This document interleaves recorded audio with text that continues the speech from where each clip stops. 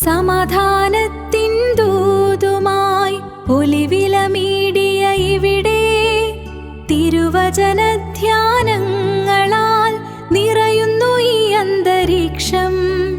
സ്നേഹത്തിൻ സാന്ത്വനമേകാൻ, ദൈവകൃപയിൽ വളരാൻ സ്വാഗതമോതുന്നു ഞങ്ങൾ ഒലിവില മീഡിയയിലേക്ക്.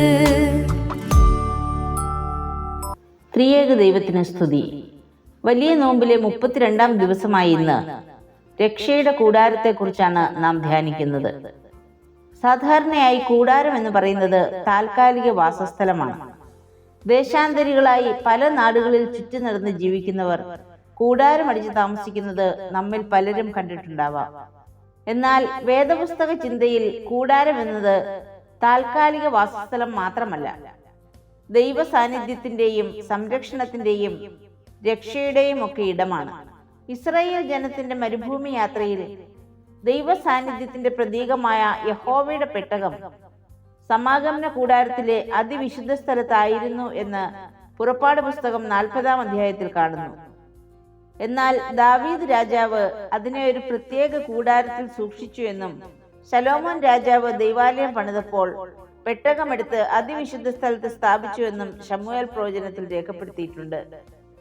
പഴയ നിയമത്തിൽ കൂടാരത്തിൽ ഒതുങ്ങി നിന്ന ദൈവ സാന്നിധ്യം യേശുവിലൂടെ സകല മനുഷ്യർക്കും ലഭ്യമായ രക്ഷയുടെ കൂടാരമായി മാറി എന്ന് പറയാം.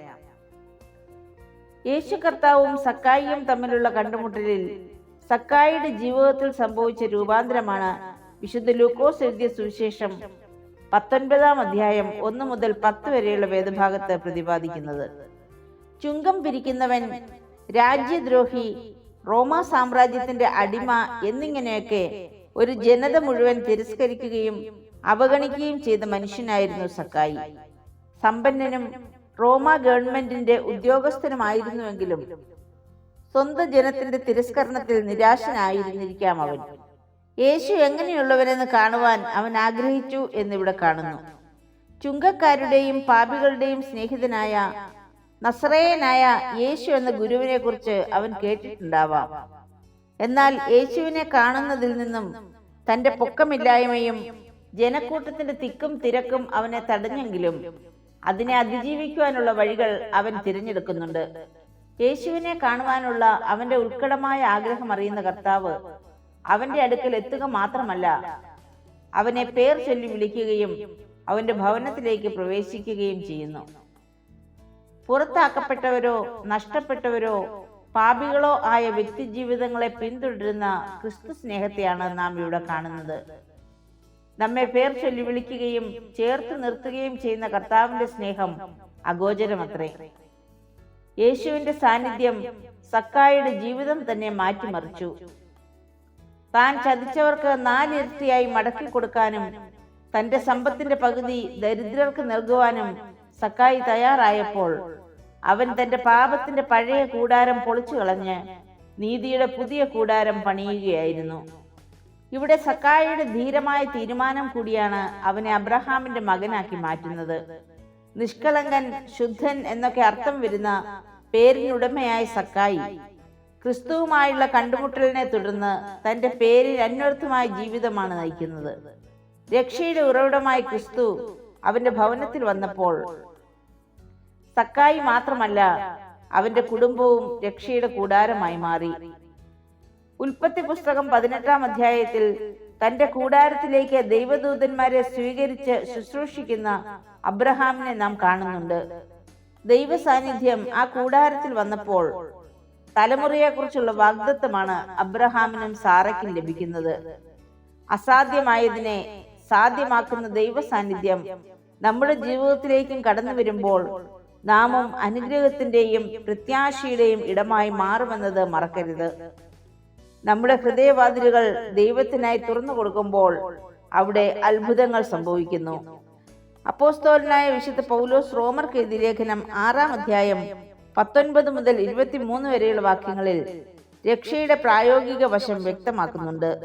മുമ്പ് നാം നമ്മുടെ അവയവങ്ങളെ അശുദ്ധിക്കും അധർമ്മത്തിനുമായി അടിമപ്പെടുത്തിയെങ്കിൽ ഇപ്പോൾ അവയെ നീതിക്കായി സമർപ്പിക്കണമെന്നും, മാത്രമല്ല പാപത്തിൽ നിന്ന് സ്വാതന്ത്ര്യം പ്രാപിച്ച് ദൈവത്തിന് ദാസന്മാരായിരിക്കയാൽ നമുക്ക് ലഭിക്കുന്ന ഫലം വിശുദ്ധീകരണവും അതിന്റെ അന്തം നിത്യജീവനും ആകുന്നു എന്നും അപ്പോസ്തലൻ ഓർമ്മിപ്പിക്കുന്നുണ്ട്.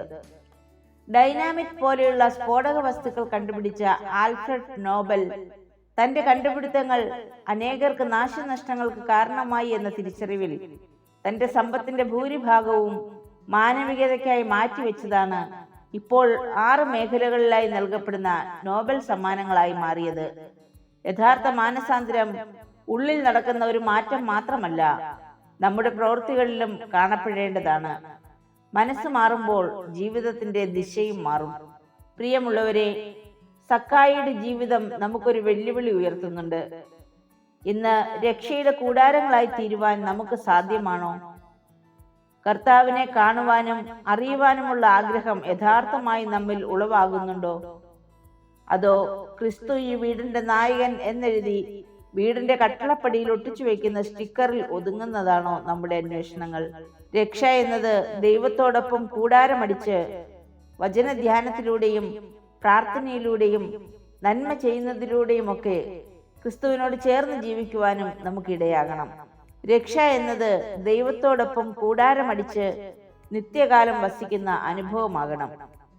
സ്വാർത്ഥതകളിൽ നിന്നും സേവനത്തിന്റെ പാതയിലേക്കും ശേഖരിച്ചു വയ്ക്കുന്നതിൽ നിന്നും വിട്ടുകൊടുക്കുന്നതിലേക്കുമുള്ളൊരു മാറ്റം നമ്മെ രക്ഷയിലേക്ക് നയിക്കും. നോമ്പിന്റെ ഈ നാളുകളിൽ ക്രിസ്തുവിനെ പൂർണ്ണമായും ഉൾക്കൊണ്ട് നാം ഓരോരുത്തരും നമ്മുടെ ഭവനങ്ങളും രക്ഷയുടെ കൂടാരങ്ങളായി പ്രകാശിക്കുവാൻ സർവശക്തനായ ദൈവം നമ്മെ ഒരുക്കുകയും അനുഗ്രഹിക്കുകയും ചെയ്യട്ടെ. തിരുവചനം പറയുന്നു, ഇതാ മനുഷ്യരോടുകൂടെ ദൈവത്തിന്റെ കൂടാരം, അവൻ അവരോടുകൂടെ വസിക്കും, അവർ അവന്റെ ജനമായിരിക്കും, ദൈവം താൻ അവരുടെ ദൈവമായി അവരോടുകൂടെ ഇരിക്കും. പ്രാർത്ഥിക്കാം. കരുണാനിധിയായ ദൈവമേ, യഥാർത്ഥമായി നിന്നെ അറിയുവാനുള്ള വാഞ്ച ഞങ്ങളിൽ നൽകണമേ. പാപത്തിൽ നിന്നകന്ന് നിത്യജീവന്റെ വഴിയിൽ നടക്കാൻ ഞങ്ങളുടെ ഹൃദയവും കുടുംബവും നിന്റെ സാന്നിധ്യം നിറഞ്ഞ രക്ഷയുടെ കൂടാരമാക്കി തീർക്കണമേ. ആമേൻ.